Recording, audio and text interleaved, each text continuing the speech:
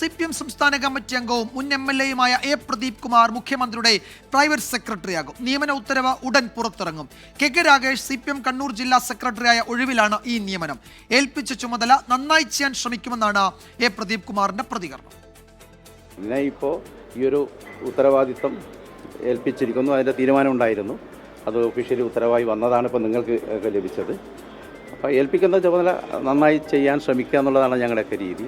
ഏത് ചുമതല ഏൽപ്പിച്ചാലും അത് നന്നായി ചെയ്യാൻ ശ്രമിക്കും. ഒരു മൂന്നാം തവണ തുടർച്ച എന്നുള്ളത്, ഈ ഗവൺമെൻറ്റിൻ്റെ മൂന്നാം ഊഴം എന്നുള്ളത് സമൂഹം തീർച്ചപ്പെടുത്തിയ കാര്യമാണ്.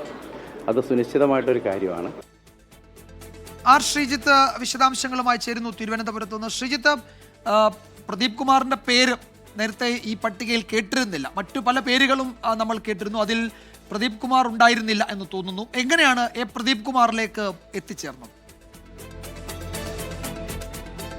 വിജയകുമാർ സൂചിപ്പിച്ചതുപോലെ തന്നെ മുഖ്യമന്ത്രിയുടെ പ്രൈവറ്റ് സെക്രട്ടറി സ്ഥാനത്തേക്ക് വന്ന ഒഴിവിൽ ഒരു ഘട്ടത്തിലും പുറത്ത് ചർച്ച ചെയ്യപ്പെട്ട പേരുകളിൽ ഒന്നല്ല എ പ്രദീപ് കുമാറിൻ്റേത്. എന്നാൽ എ പ്രദീപ് കുമാറിൻ്റെ ജനകീയമായ ഇടപെടുന്ന ശൈലിയും കൃത്യനിർവഹണത്തിൽ അദ്ദേഹം പുലർത്തുന്ന സൂക്ഷ്മതയും കൃത്യതയും ഈ കാര്യങ്ങളാണ് അദ്ദേഹത്തെ മുഖ്യമന്ത്രിയുടെ പ്രൈവറ്റ് സെക്രട്ടറി എന്ന നിർണായകമായ തസ്തികയിലേക്ക് തിരഞ്ഞെടുക്കാൻ കാരണം. അത് മുഖ്യമന്ത്രിയുടെ തന്നെ ഒരു തിരഞ്ഞെടുപ്പാണ് എന്നാണ് നമുക്ക് മനസ്സിലാക്കേണ്ടത്.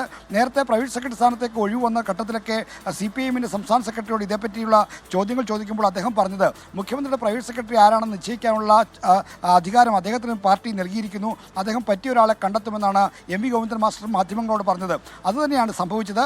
പ്രദീപ് കുമാറിനെ മുഖ്യമന്ത്രി തന്നെ തിരഞ്ഞെടുത്തതാണ്. അദ്ദേഹത്തിൻ്റെ രീതി, അദ്ദേഹം MLA എന്ന നിലയിൽ നടത്തിയ ജനകീയമായ ഇടപെടലുകൾ അത് പിന്നീട് സംസ്ഥാനമൊട്ടാകെ മാതൃകയാകുന്ന പദ്ധതികളും പ്രവർത്തനങ്ങളുമായി മാറി. അത്തരത്തിലുള്ള പ്രവർത്തന മികവ് പരിഗണിച്ചാണ് എ പ്രദീപ് കുമാറിനെ സർക്കാരിൻ്റെ അവസാന വർഷം മുഖ്യമന്ത്രി ഓഫീസിന് ഒരു ജനകീയ മുഖം നൽകുക എന്ന ലക്ഷ്യത്തോടു കൂടി ഇപ്പോൾ പ്രൈവറ്റ് സെക്രട്ടറി സ്ഥാനത്ത് അവരോധിക്കുന്നത്. വിജയകുമാർ. യെസ്, ശ്രീജിത്ത് സൂചിപ്പിച്ചതുപോലെ എ പ്രദീപ് കുമാറിൻ്റെ തെരഞ്ഞെടുപ്പ് അത് ഉറപ്പായി മുഖ്യമന്ത്രിയുടെ തന്നെ തീരുമാനമായിരുന്നു. അത് ഒരു ഉത്തരവ് എന്ന നിലയിൽ ഇപ്പോൾ വന്നിട്ടുണ്ട്. ഏൽപ്പിച്ച ചുമതല നന്നായി ചെയ്യാൻ ശ്രമിക്കും എന്നാണ് പ്രദീപ് കുമാറിൻ്റെ ആദ്യ പ്രതികരണം. ശ്രീജിത്താണ് വിവരങ്ങൾ നൽകിയത് തിരുവനന്തപുരത്ത് നിന്ന്.